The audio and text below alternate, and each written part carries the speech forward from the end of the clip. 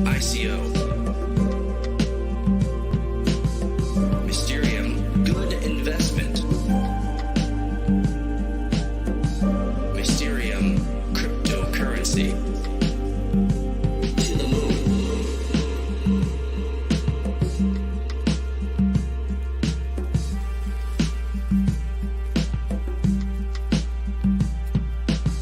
Mysterium, decentralized VPN. Mysterium, virtual private network. Private network. Mysterium, Bitcoin. Mysterium, good investment. Should I invest in Mysterium? Is Mysterium a good coin? Mysterium coin. Mysterium cryptocurrency. Mysterium. Mysterium. Mysterium coin. Mysterium coin. Mysterium coin. Mysterium coin. This is nothing new. It's a complete yawn fest. People who are new to forks are getting all FOMO. People are blowing up my DMs. People are like, yo, what's going on with this Bitcoin Cash, this Bitcoin stuff? Guys. I've seen this for many years. This is nothing new. It's a complete yawn fest. I'm like yawning, and people are like blowing up my Twitters.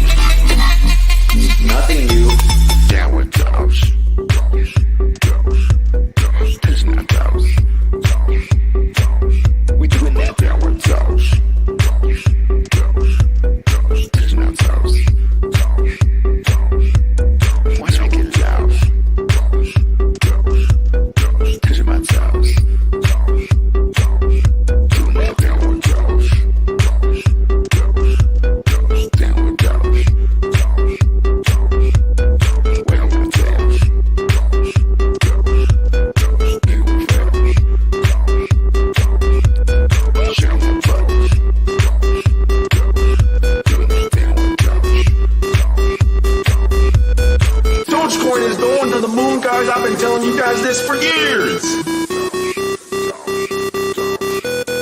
You guys know. I've been with Dogecoin forever, guys. Sandwich Doge. It's not Doge. We doing that downward Doge. It's not Doge. Watch me get Doge. It's about Doge. Doing that downward Doge. Downward Doge. Guys, you know I love the Dogecoin.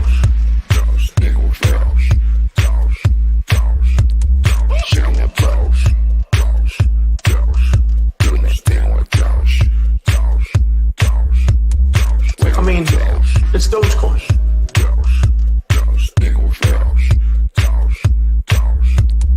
You guys know it.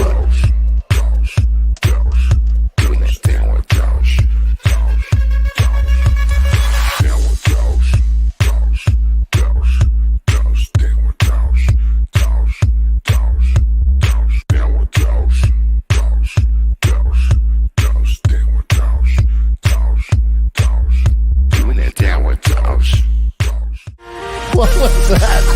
Perfect. You want to be that guy?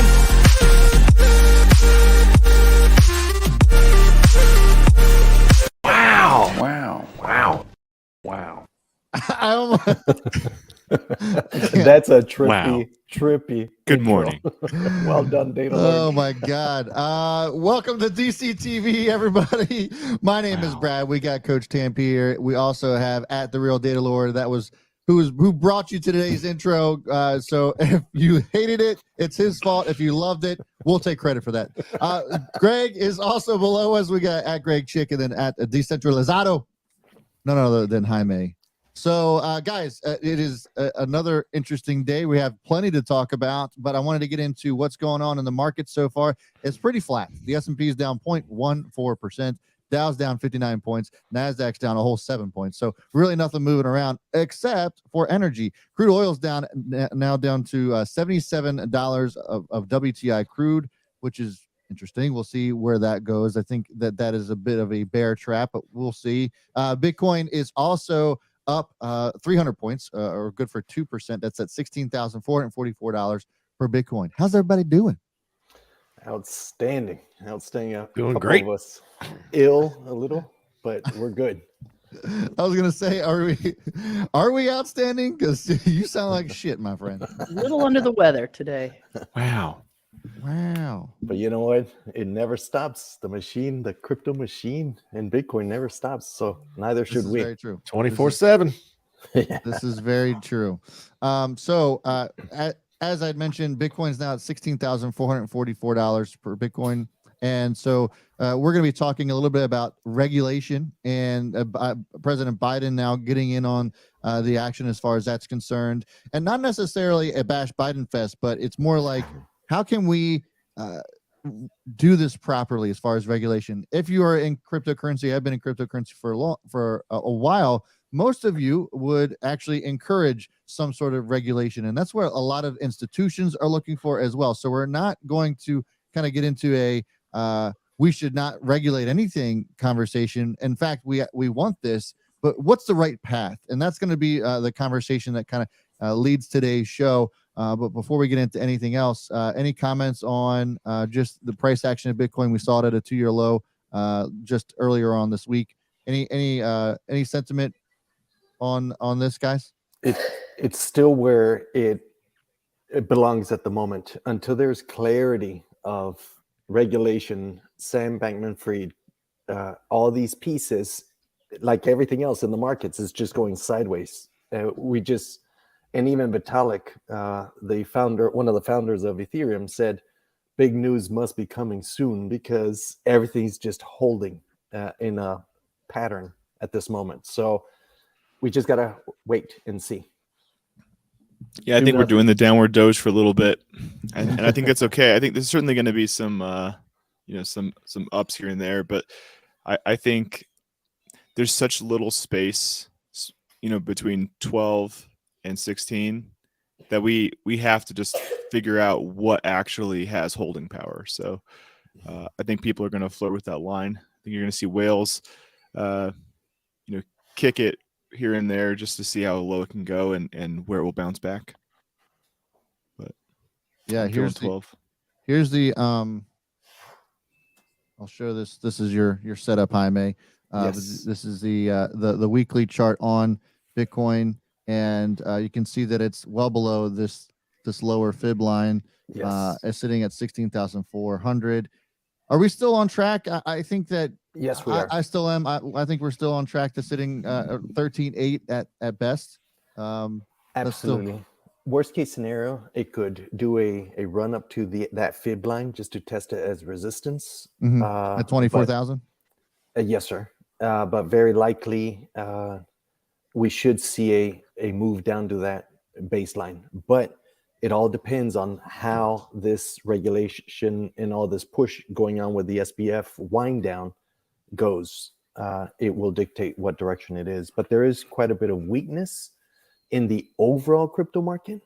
What you are seeing, though, that some of the tokens or utility tokens that are doing well is EWT in this time period. It has grown. And why? What are they doing?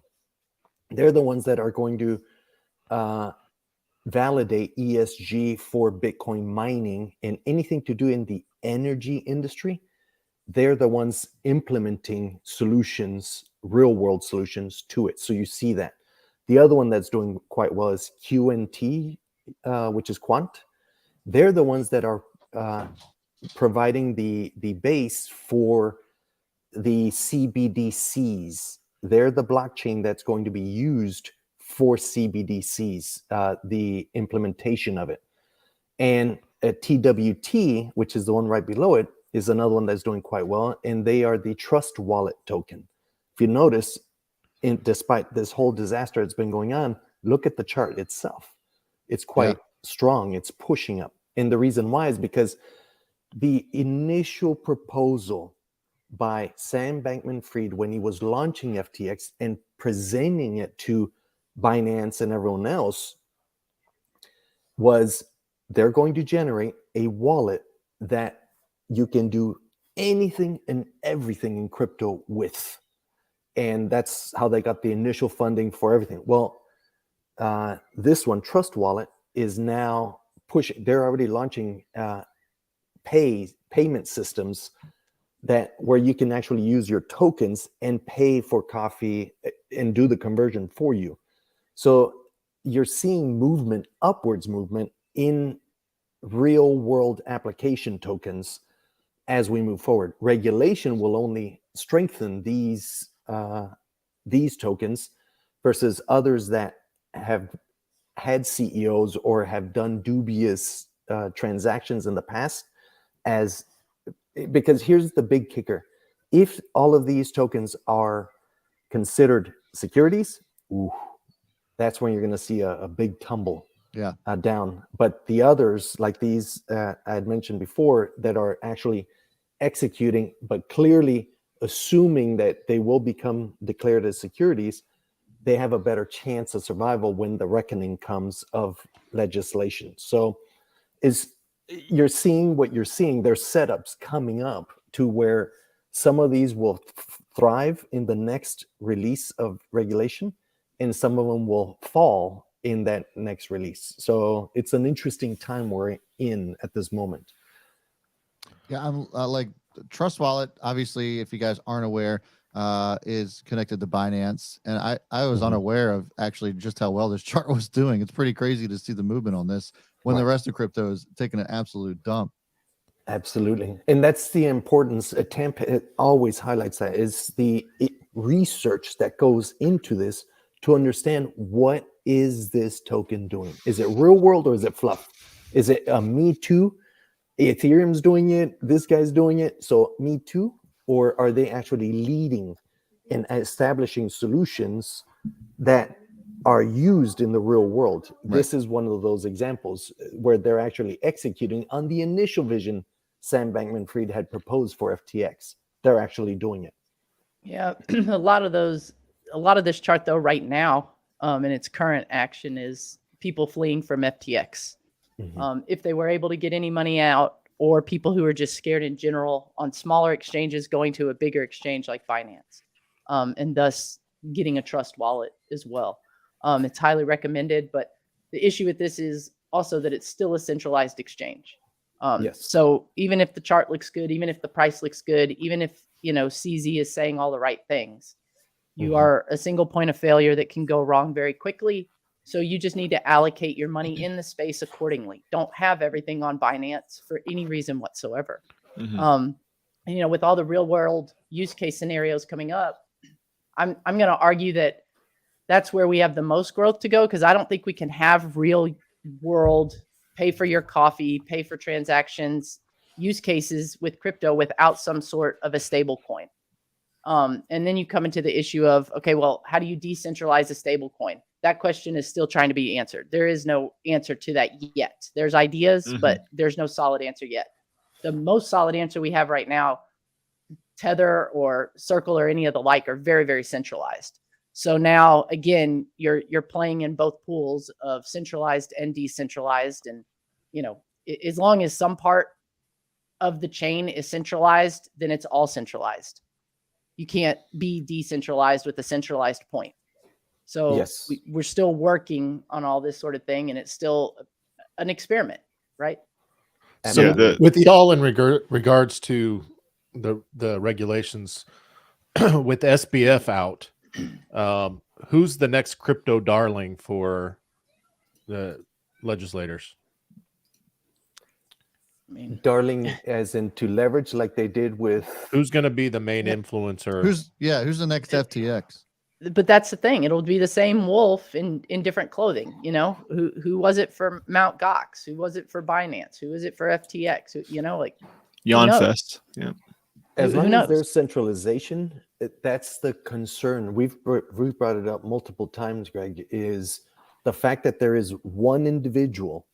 They're looking, why are we centralizing this? Like at this moment, everyone's looking to CZ, not due to a fault of his own or where the whole community say, that's the guy to follow. No, it's just circumstantially, he's the one who's always been transparent, executed correctly, and most of the community see as of today that he's building towards a transparent future. The challenge is who becomes legislatives, darling. Regrettably, their centralization. Their whole model is centralization. So if someone does become a darling, more likely it's because they are for centralization.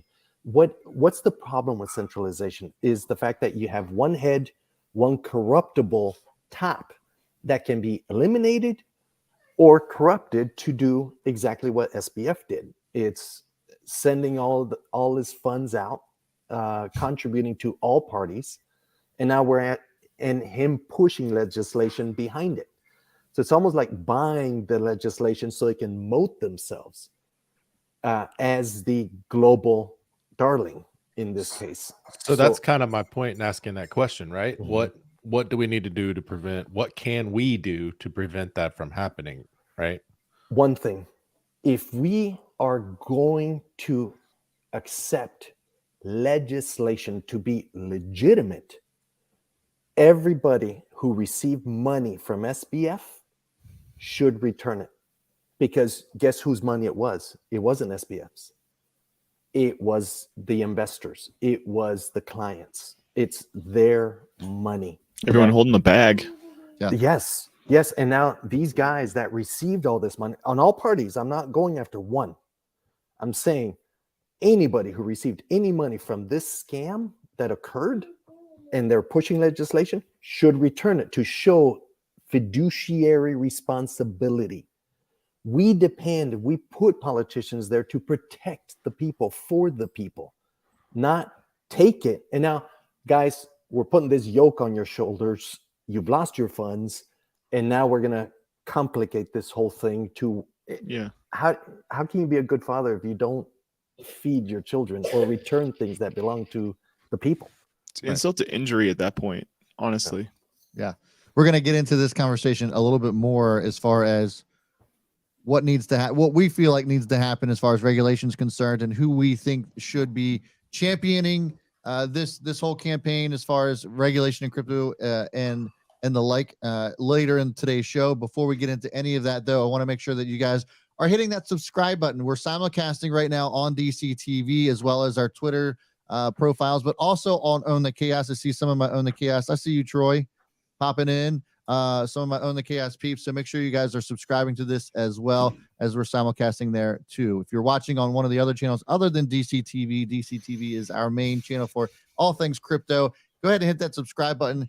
Hit the notification bell as we go live Monday, Wednesday, Friday, 9 a.m. to 10 a.m. Eastern time, as well as checking out our Discord too. The link is in the description, and would love to have you guys over there. It's absolutely free to join to continue our conversations that we're having on today's show. So getting into the next topic, which, as we all know, is the WTF of the day, and it has everything to do with this guy right here.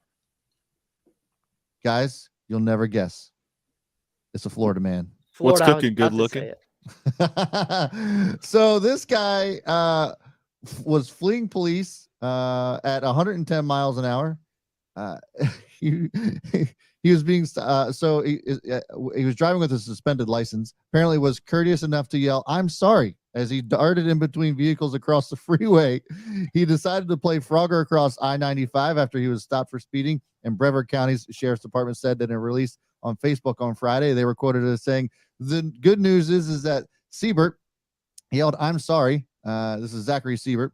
Yelled, "I'm sorry" to our deputies. He took off running, and while he was a courteous criminal, he was not very smart, as after a short time of hiding out in Buffer Preserve, he located a vehicle and said that he would pay for the driver to take him to back up to the area of the interstate, Overly said. Maybe the nicest criminal we've ever seen on this. Yeah, I mean, Sam Bankman-Fried said, "I'm sorry" too. So this is these guys are good. He's good. He's legit. Let him go. It's a new standard. Yeah. Bro, I'm sorry. Yeah. Okay. All he has to do is go to the Bahamas and he'll be fine. Right? I mean, he looks legit. I mean, look at this guy. Anytime I see somebody without a shirt, like, have you ever watched Cops? And like, it's the most interesting stories or the most interesting chases are always dudes with their shirts off. Whenever I see a dude with his shirt off, I'm like, oh, this shit's about to get real. Yeah, he looks like a dude who's like fighting on that YouTube channel Street Beefs. Like they just like do backyard wrestling, you know? Anthony Yell says cocaine is a hell of a drug. I don't know what he was on. He was on something. He's awfully skinny, so he probably was on it. He was on Winning. Tiger Blood. Yeah, absolutely. So that's your WTF news of the day. Apparently criminals do have a heart, some of them anyway. So moving on, I also wanted to kind of get your guys' reaction. I wanted to get your guys' reaction on some things that have been happening. Speaking of SBF and running from the police, there is a tweet out there, actually a TikTok, that I wanted to share with you guys as well, of Sam Bankman-Fried sighting. I thought this was fake news, but apparently it's actually a real thing, guys. Yep. That is Sam actually the dude's Bankman-Fried backpack. Yep. waddling around in the Bahamas, free and clear. I don't know what he's doing, why he's running, but it's very interesting. No Running questions. from. Yeah. It's just so frustrating. I mean, you have the developer of Tornado Cash still sitting in jail and will be in jail for at least the next 90 days just for writing a piece of code that he open sourced on the internet. He's sitting in jail, and this clown is still running around in a multi-million-dollar mansion. How? I mean, it really is. It's just a slap in the face to if you don't know somebody, people. Yep. Absolutely. That's globalist privilege. It's a thing. Man. If you know the right people, you're able to slip out of any situation. Yep. Well, the thing of it is that we were told by the Bahamian police that I'm sorry. Boss Thomas says, why does he run like that? I don't know why I thought that. And he waddled away. He waddled. I don't know. That looks like a pretty heavy backpack. Is Hunter Biden's laptop in there? It might be. That's how alpha males run. Yeah. I'm a best in breed. You understand? But we were told by the Bahamian police that he's been detained, and this looks like anything but. So He's detained for the island. I mean, the whole island's his prison. It's okay. They detained him at the airport, but then they released him back into the wild within Bahamas. Yeah. That's some. Oh shit! Who was the Colombian? Yes. Escobar. Yeah. Pablo Yeah. Escobar. So Escobar, like, that was the same thing, right? Like, he was put in prison, but it was in like this big fucking mansion, essentially. Yeah. You just couldn't leave them. Tunnels and everything. Yeah, right. So like, that's what it reminded me of when I saw that. I was like, are you kidding me right now with that?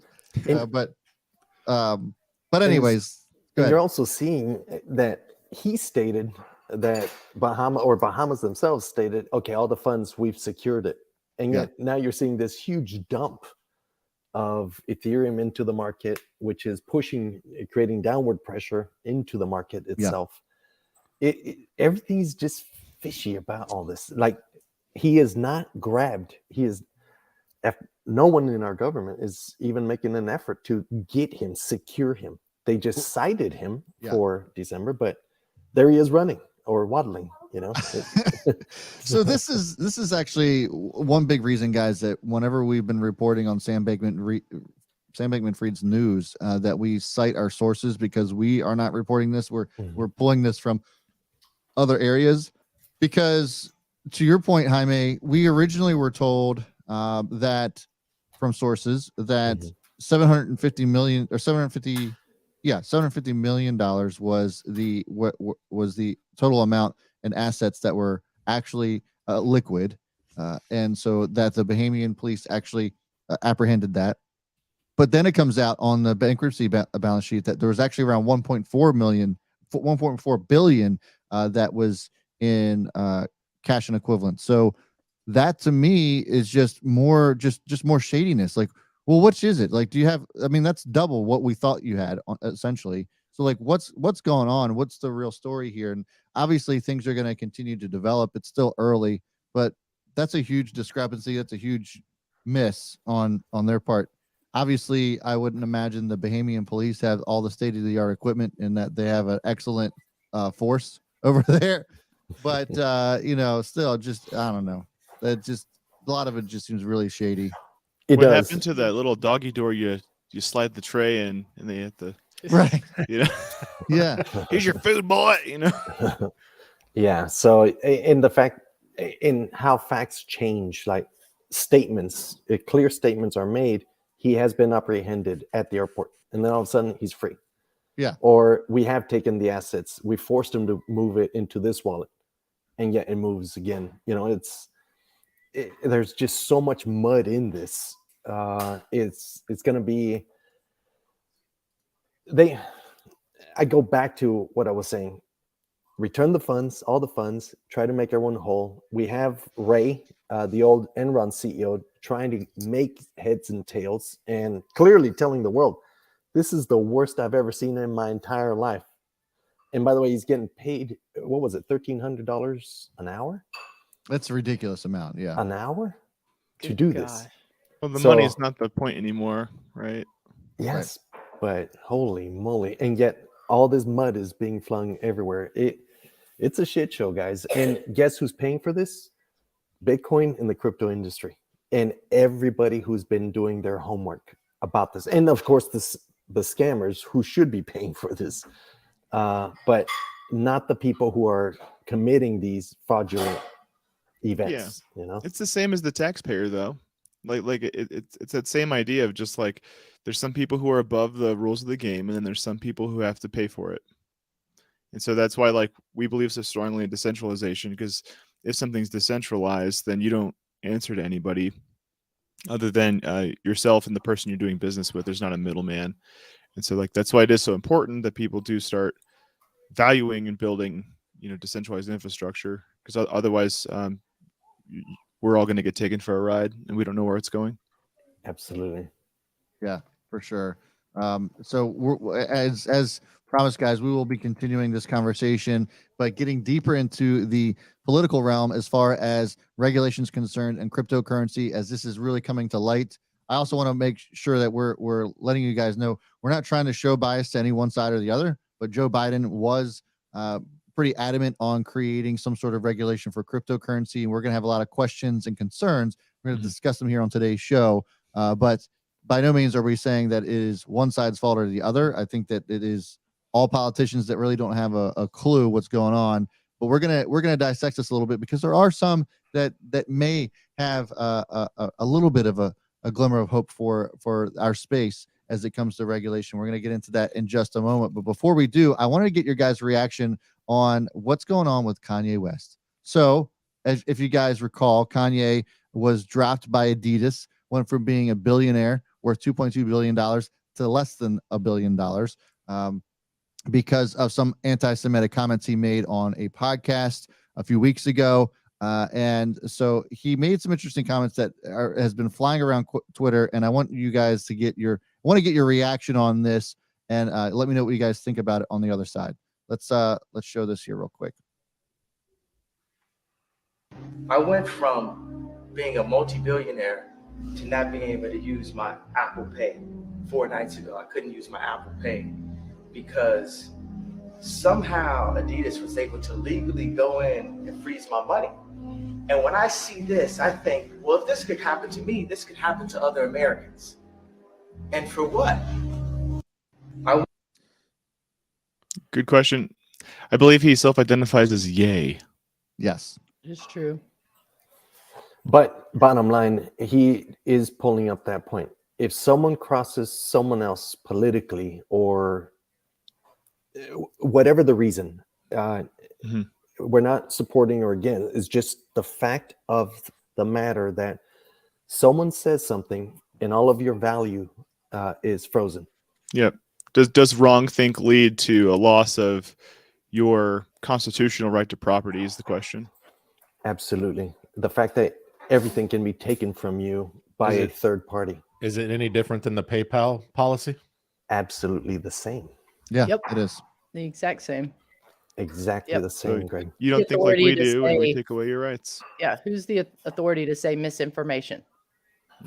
Yeah. You know, but Yeah. it sounded to me in that clip that he's more making a political run for presidency in 2024, like he said he was going to do. To me, that sounded like bringing up other Americans. That Mhm. sounded like a political stance to me. But what he is also doing is making a case for Bitcoin. It's also exactly what he's doing. Absolutely. And I think that's the danger of this legislation that's coming. If it is issued by the same people who received these funds, ill-gotten funds, in at all parties, and I'm sorry, I keep coming back to it, but that's the principle, guys. How can we accept legislation issued by people who benefited from this huge disaster that just occurred? And situations like Kanye, where he makes a statement or has a belief, and yet another commercial like Adidas, not even government, Adidas, having access to freeze or request a freeze of his assets, literally crippling the man financially. Well, I don't know if he was crippled, but I understand what you're saying. I guess I'm trying to figure out what if there was some sort of legal binding contract that they had, whereas like if he said something, if he says these things, Mhm. then they have the right to take that away. If he signed on the dotted line that he agreed that he wouldn't say certain things or he wouldn't bring paint some sort of bad picture for Adidas, then I think that's another conversation we should also be having, because if that was the case, he goes out and says anti-Semitic things, and then Adidas is attached to them, then Adidas reserves the right to take that money. But I'm curious, like how true, because Kanye said so many different things, right? And some of it makes sense, some of it don't. I'm curious how true it is that Adidas froze his assets, or was it, okay, we're just cutting you off now. Like you keep whatever we gave you, and then we're just not paying you anymore. So Apple Cards by Goldman Sachs, right? Yeah.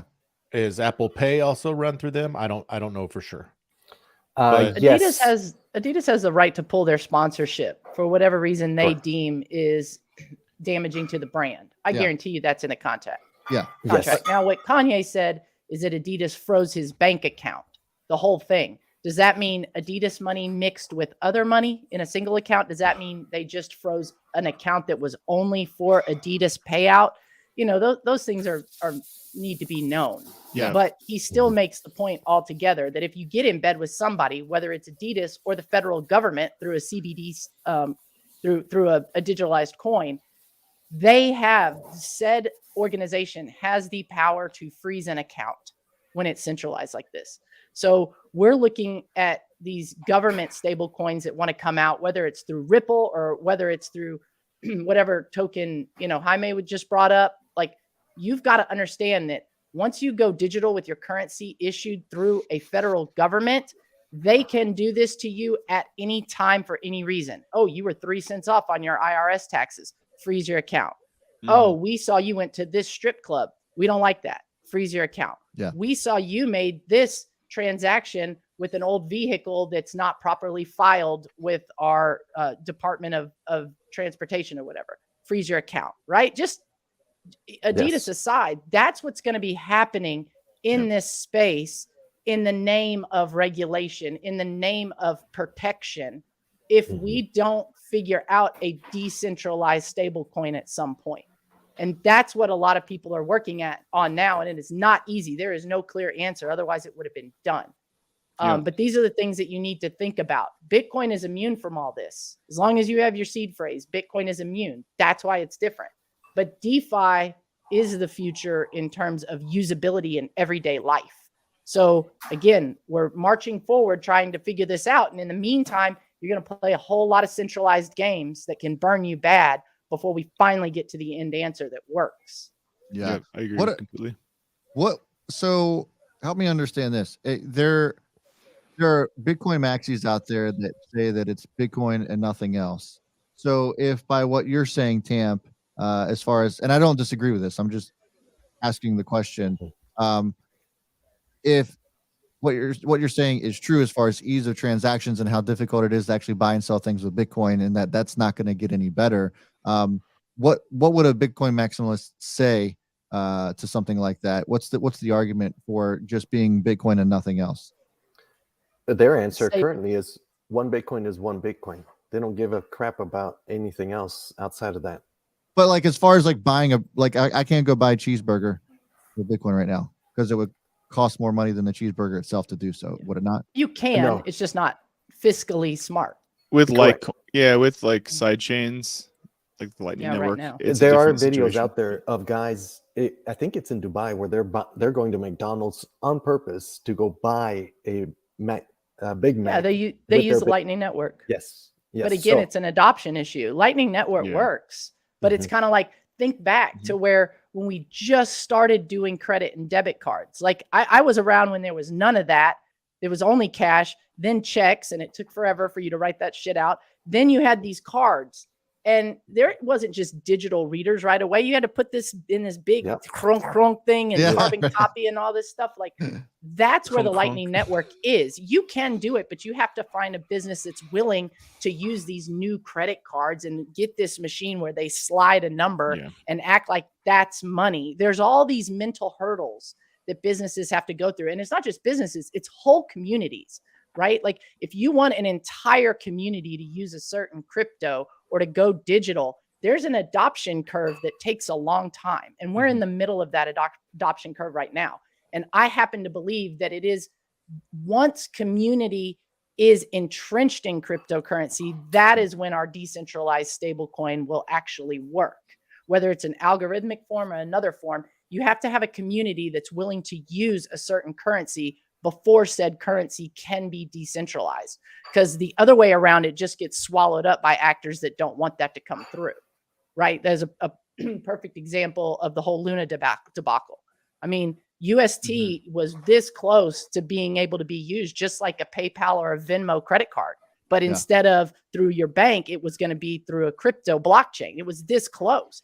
And if you shut down Luna legally, then you had to shut down Venmo, PayPal, and Western Union and everything like it, because they're all built the same on a representative stablecoin. And so that shit was shut down quick, right? So until you have a huge community that when all their funds pulled together are so deep in liquidity that you can't just overthrow it with money alone, we're going to have these centralized issues. Unfortunately, it is part of the growing pain and the growing process, which I hate, but I don't see how we're going to get around it. We're going to have to play in the centralized world, the centralized stablecoin world for a while until adoption is understood and you can decentralize that method. So the Bitcoin maxis, the thing that they're missing is they're only looking at the money use case, as opposed to the majority of the crypto space is experimenting with all of these other hypothetical use cases of blockchain technology that Bitcoin introduced. So like non-fungible tokens used as certificates of authenticity, using smart contracts to automate business processes. There's a lot of those types of use cases that Bitcoin never claims to do and doesn't do, and that's not its angle. And so Bitcoin Maxi is looking at it just as what is the most sound form of money, not what is the best technology to be investing in early and helping see through into development. Does that make sense? Yeah. Yes. And I think we're going to follow through Tamp's thought process is CBDCs are coming, and they are a representation of the most liquid. Everyone's on the US dollar nowadays, the petrodollar. and now it's going to be digitized. When will we see Bitcoin and any other solutions pop up where people are like, oh, fuck, is the moment that CBDCs show their claws. They say convenience is one of the best things of CBDCs, is the way it's being portrayed. But once they see that today they have to go freeze an account, let's say US against Iran or whoever is an enemy, they freeze the assets. Well, through CBDCs, they can yank the assets. They can yank the value back to the source, to the centralized organization that issued it, unlike everything else is today. So any private, everything's going to be gone the moment this CBDC is launched. UK, everyone's looking at it because they're like, damn, the technology is amazing. And it is amazing. That's why it's succeeding. So I don't think Bitcoin and everyone else is going to, everyone's going to look at Bitcoin as seriously until CBDCs show their claws. Once the claws are shown, then at that point, there will be like, oh my God, how do I protect my own value now? So it's not yanked out away from me down the road. Yeah. And ideally you'll store your value in Bitcoin, and like, maybe your utility company wants you to pay for it in US dollars or central bank coin or whatever. There will be services that do that instant swap, which is functionally just a decentralized exchange. You'll be able to simply slip whatever amount of value you need from one asset to another, and then that account is funded properly to pay that bill. That's really the technology that the community is keeping their eye on developing as we have new functionality come out. But the idea is, where do you keep your store of value? It doesn't really matter what someone wants to be paid in. You can always do, denominator, numerator, right?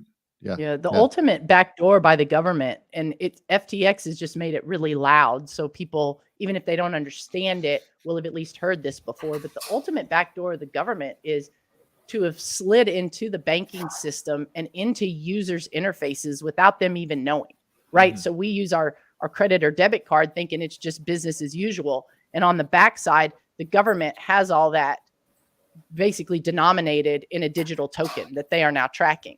And the only time you even realized it was like, why is everything frozen? And the government comes, is like, oh, well, you had a mistake. You didn't pay enough taxes in 2018, so we froze your account. And you're like, what? And then it's already implemented, and the common person's way too late to figure it out. I think that's what they would have really liked to do. Because the government's been on top of the crypto world for a long time. They just haven't been loud about it. They just acted like they were brushing it off as rat poison or not important, or it's a Ponzi. You can pay taxes. Brushing it off. You can pay taxes in Bitcoin. So in Colorado, you can. Exactly. So now the FTX thing has just made it really loud for the noobs in this cycle that got burned. Even the OGs in this cycle that got burned. They made it really loud. So now Biden has to regulate, and now they're going to have answers to certain regulation that was proposed by Sam Bankman-Fried. If adopted, now you have to have answers for that, because otherwise this doesn't make sense. And you're going to have some pro crypto and pro Bitcoin lobbyists really hammer that home and try to make that loud. So the regulation part will be interesting, because I think they would have liked to regulate in the shade, and instead they're going to have to at least semi-regulate in the light. Yes. And that's because of FTX. And that's going to be the interesting part. And they're going to regulate in the light under the gaze of protection, safety, that sort of thing.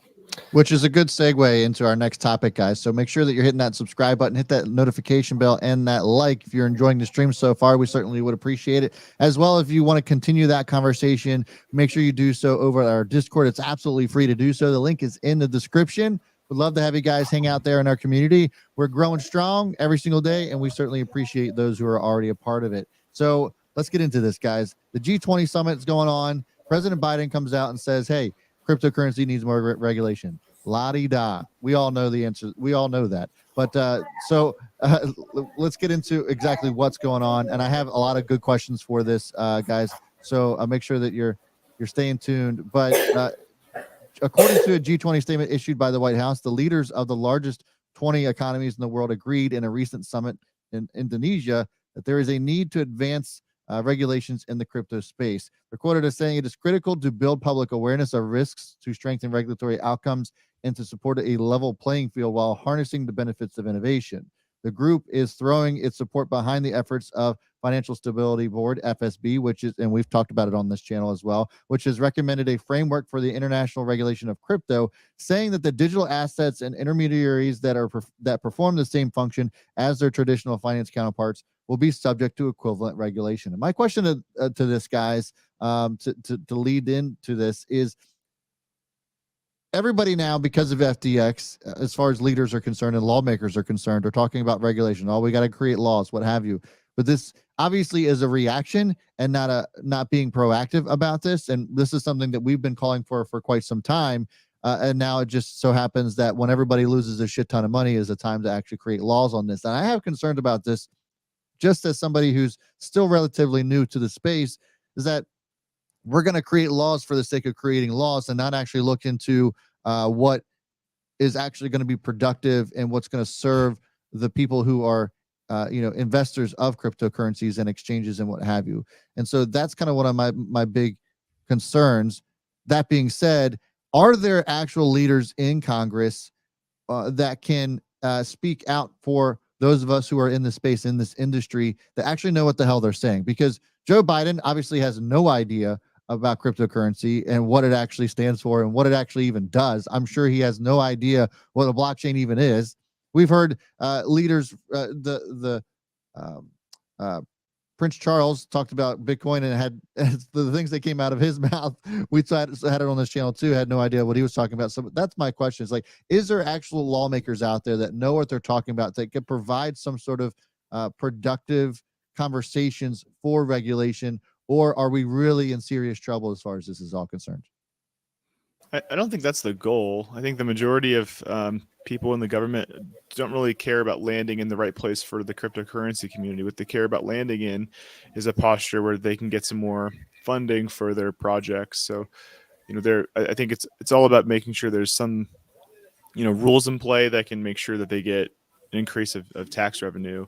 I really don't think they care about whether it's the right legislature or not. I think it's just a land grab. And there are politicians that actually own Bitcoin, and a few other. Bunch of them. Yes, quite a few of them. So I would defer to their experience, because it would be shooting themselves in the foot if they issue legislation that goes against this invention, this engineering invention of money, reinvention, the hardest asset on the planet. Cynthia Loomis is a big supporter. I follow her on Twitter. She's up in Wyoming. Yep. She's very solid, really Yes. solid when it comes to Bitcoin. And she understands it. They're actually DAOs. That's one of the first states to legislate on DAOs, where you can actually launch an LLC as a DAO, a decentralized autonomous organization, which is a very crypto concept out there. There's a lot of them in Texas also that are pro crypto or understand crypto. That's the whole reason they're allowing all this mining operations and everything you see there. So for me to be a legitimate legislator is someone who uses it, understands it, and goes, lives or is an actual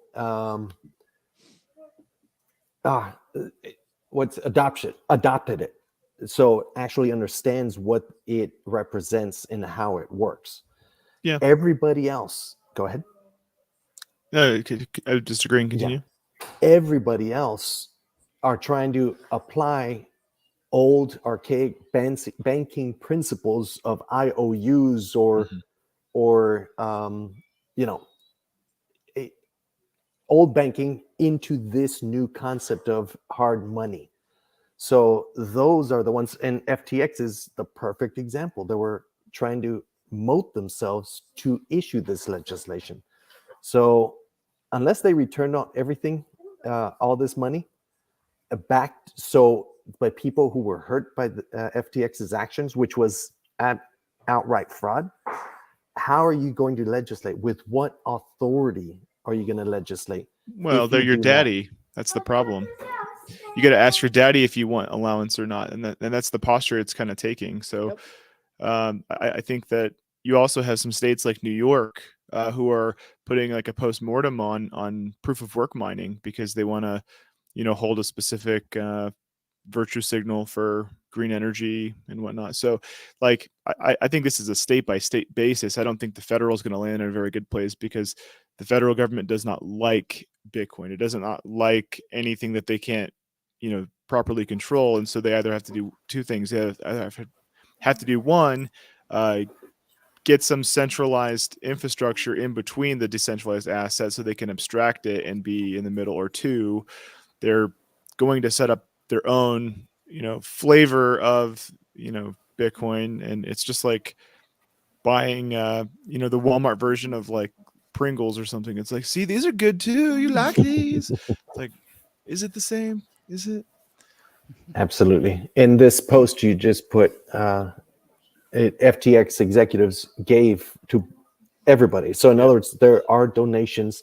We all know, and even the current CEO clearly stated everything was laundering. It's a scam that occurred. This money was actually issued. Now, just put it back. Now we can accept legislation because you understand what happened. But if you keep it and legislate on top of it, how can you issue? Where's the authority at that point? I agree with your sentiment, but I also think that there's probably ways for them to virtue signal paying it back and still receive their money on the back side of it too. So I don't know that just because they come forward that makes it solvent. And the other piece is that doesn't mean they shouldn't give the money back. Does that make sense? Yes. Whatever scam they want to do it, but at least try to make whole all the people that are going to be affected. I'm just skeptical that I know it's going to be anything beyond a virtue signal is all. Yeah, and I think if it was all donated pre-election, so how much of that has already been spent, and how are they supposed to get that money back at the end of the day? You print more. Well, yeah. I mean, seriously, print more. That's the importance of separation of money and state. Yeah, that should occur ultimately, but at this moment they're tied together. So at this moment they're like, guys, print some more. We got to pay this back. Legally, you have to spend the money that was donated to you for elections, correct? The money has to be spent. There's also IOUs though, is my point. Like you can spend that money and conveniently grease someone's palms and then get some other type of value on the other side of it. A little text message and a little pretty picture of yourself, and they might do you a favor. Yeah. I mean, I'm not saying that they shouldn't pay back or they shouldn't be at least doing something to just financially to be like, hey, we're not okay with this. But I don't know. I don't know. It's going to be interesting to see how it all plays out. Go ahead. So don't give it back, but purge everything the FTX or Sam Bankman-Fried issued into this bill they're trying to shove through Congress and everything. Purge it. Boom. That's how you do it. Unless it actually is decent regulation, which you have to have, somebody verify that, yes, this did come from FTX, but it actually makes sense. That is the best way to do it. If you can't give the money back, then at least don't adopt the regulation without a thorough vetting. Absolutely. And bring politicians on both sides of the aisles that actually use and understand the technology. Yeah. And they're going to fight for that. I have I believe wholeheartedly that any politician that is passionate about crypto or Bitcoin is going to fight for that. The matter is, who are they going to listen? Who's going to listen? I mean, SBF's going to testify, in front of Congress. What is it, next month? And he's basically at this point testifying in front of his friends. Yeah. And they're gonna try to be as nice as they can. They're virtue signaling like crazy right now in the media that, oh, he's altruistic and all these, but what about all the charities? He's vegan and he gave $80 billion to charity. And this guy's running around in the Bahamas like he's done nothing wrong. He's going to testify in front of Congress, waddling, which he already gave tens of millions of dollars to. I mean, let's be honest. I mean, the best chance we have right now are the pro Bitcoin politicians that can stand up and say, no, And he waddled but who's going to listen? Well, it's yet to Absolutely. be seen. And so, Tam, you brought up a great point. This whitewashing that's occurring by Wall Street Journal and all the traditional media. Elon's calling them out now, which is hilarious. Yes, and that's a great point, Brad. Is when the testimonial or when he comes before Congress, we should all go live. We will. Yes. It seems as if the traditional media is preparing for his presence and writing all these things of, man, if we punish this dude, all these charities, everybody else is going to suffer because of it. It's almost it's unbelievable. But guess who's reading this, and guess who's accepting it as truth? The boomers, the old money, the people who do not understand this technology, who think that Bitcoin and everything else is poison, and it's validating their thoughts. Here's this poor guy, even though the new CEO is like, guys, this is the biggest scam I've ever seen in my life. So if we could come together as a community and fact check everything that he says, or legislators start discussing live on Twitter and somehow get it out to the media, I think we could have a more balanced. So we are going to have to bring the fight to them as a community, because we can't depend on traditional journalism to do the right thing. Yeah. Before we jump into this thing Brad's showing here, I do want to say that this is a constitutional principle, right? Like, this entire conversation isn't just between the ruling class and the lay people paying taxes. This really comes down to a constitutional principle of, you have a right to life, liberty, and property. And if they create laws that do not respect your right to life, liberty, or property, we have to hold them accountable as oath swearing constitutional, upholders. Like, we have to bring that to their attention. I think it has to be peaceful. We have to maintain the highest level of decorum, but we have to make sure they understand that we're serious about the Constitution. We're serious about our individual liberties, and this is completely undue overreach, right? Yes, for the people, by the people is how this should be done, not by homies and recipients of funds. Yeah, but please hear this, everyone. You really should value this, because if you don't use it, you lose it. And then the other part is we have to maintain the highest level of decorum. We cannot get violent. We cannot begin slinging mud, because they're going to try to incite that.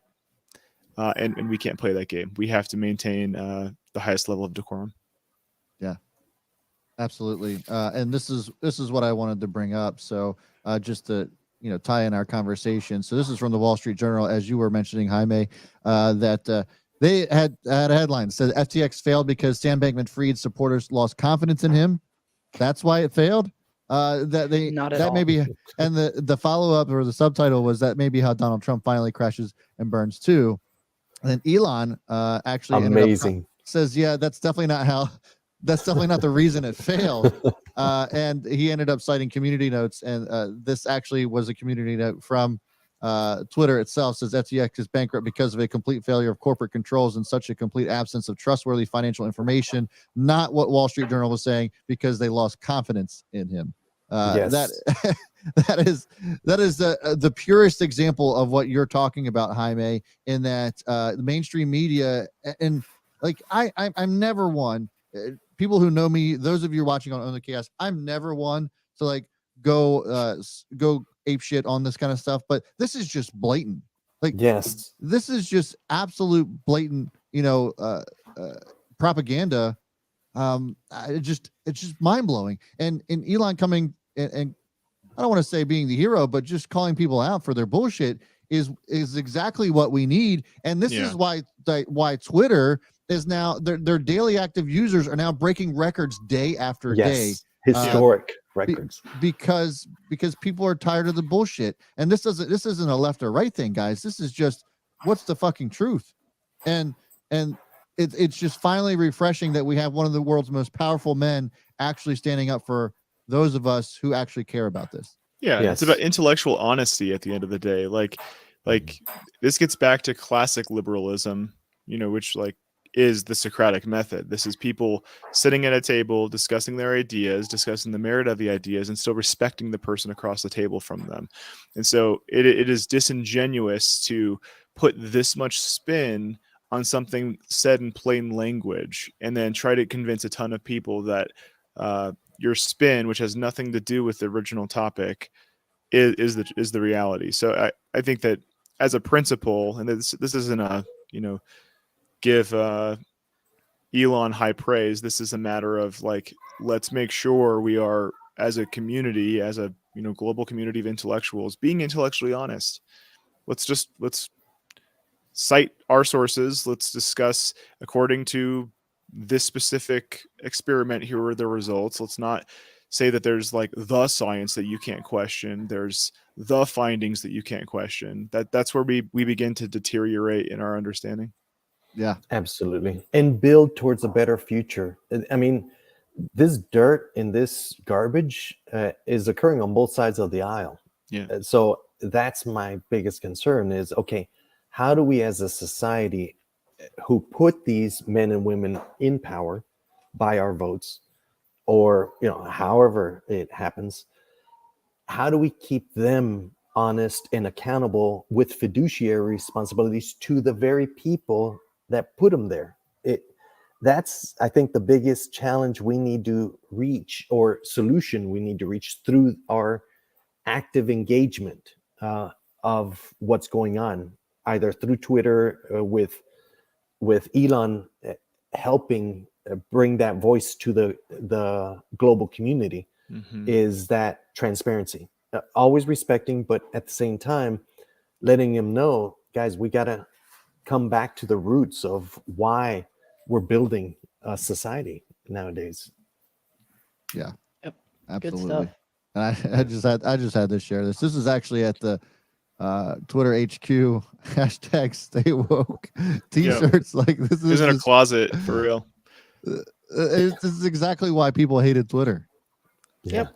It wasn't necessarily because, I don't know, if you want to wear a Stay Woke shirt, you have absolutely every right to do so. But the fact of the matter is that you have a company that was clearly leaning to one side and really had no regard for any kind of inclusion that they claim to have, because it was their narrative or no narrative at all, which is why Twitter was doing so poorly in the first place. That's the problem with the woke thing too, is it's actually counterproductive for people who are on the actual classic liberal left, people who do just have a higher confidence that the government can do something right, and they want to have some government programs by representation. Those people end up looking really, really bad when you have these people who say they're part of that same group of people and they just shut down dialogue. And it's human nature. I think the problem, the initial concept of woke makes sense for inclusivity and bring everyone together. But when the pendulum goes to the extreme, where now in that inclusivism, you're excluding, it's like, okay, we're missing the whole point of this. And America was built on, can you do it? Do you have the skills to do it? Do you want to do it? Let's move forward. Now become blind to everything else, race, everything else. Just become blind to it. But do you want to? Let's team up. Let's make it happen. That's how we should be building, not trying to exclude one group or the other, which has been traditionally one of our biggest challenges. We need to be merit-based. Yeah, it's about whether people work together well and have the skills to help build the thing, right? Yeah. Which is why we have Tamp, because she's freaking smart. She does really, I'm just really very good. opinionated. Well, no, you do right great now. background research, and Absolutely. You really do. You really Tamp, do. Yeah, my hat's off to you. Appreciate you, I'm gentlemen. saying we Absolutely. Tamp's not our token woman. I want to be clear about this. She's not. She actually is really, really good at research, and that's why we have her as part of the team. 100%. I appreciate that very much. Guys, Yeah, Good. what a great show. And let's not forget about birthdays. That's right. So yes, thank you for that segue. So yes, we are. It was a great ending to the show, guys. Make sure you hit the subscribe button, hit the notification bell. We'll be back on Friday. We will be having a guest. Hopefully, we don't get ghosted on that one. We'll see what happens. Otherwise, it'll be entertaining as always, guys. Yes, it will be. We'll be sure to bring plenty of drinks. So make sure you're hitting that subscribe button, guys. Also join us in our Discord. It's absolutely free to continue this conversation, and we'll be happy to do that with you over there on our Discords. And let's not forget our birthdays. We do have Snooki, who is 34 today. What's up, girl? Damian Haas is 31. Paige Kennedy is 45. We also there was somebody else that I thought that I was missing. Maybe I did. Maybe I wasn't. Wow. Yeah. Okay. So then obviously we'll just round it out with Veronica Avlov. She is 50 years old today. The big 50. She was best known for All in the Family. Nope, not that show. She's a squirter. Lusty Maids in Action. Banana Nut Muffin. And lastly, your mom tossed my salad. Damn. Lastly, your mom tossed my salad. Guys, thanks so much for tuning in. We certainly appreciate it. And we'll see you back on Friday. Enjoy your Thanksgiving. Stay safe out there if you're traveling. We'll see you on Friday. Thanksgiving. Keep calm, Absolutely. huddle on. That's right. I love your mom too.